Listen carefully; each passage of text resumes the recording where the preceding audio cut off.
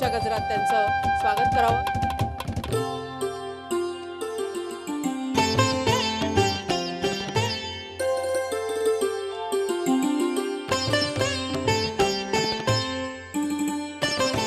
शुभम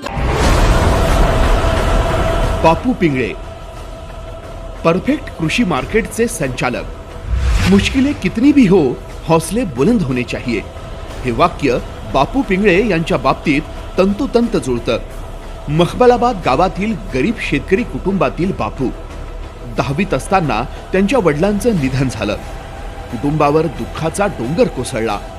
आता घराची जबाबदारी कोण पेलेल अशी चिंता सर्वांनाच भेडसावू लागली।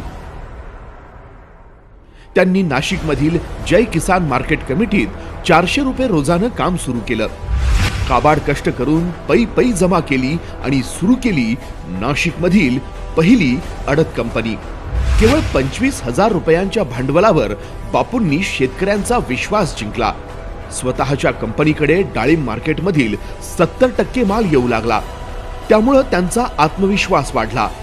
2014च्या सुमारास तत्कालीन कृषी मंत्री शरद पवार यांनी खासगी बाजार समितीचा निर्णय जाहीर केला। बापूंनी क्षणाचाही विलंब न करता औरंगाबाद महामार्गावर पहिली परफेक्ट कृषि मार्केट कमिटी सुरू केली। डाळिंब उत्पादन करणाऱ्या शेतकऱ्यांसाठी ही पहिली हक्काची मार्केट कमिटी ठरली। पण एवढ्यावर थांबतील ते बापू कसले? त्यांचा माल आज बांगलादेश, दुबई, सौदी अशा डोमेस्टिक बाजारपेठमध्ये जातोय।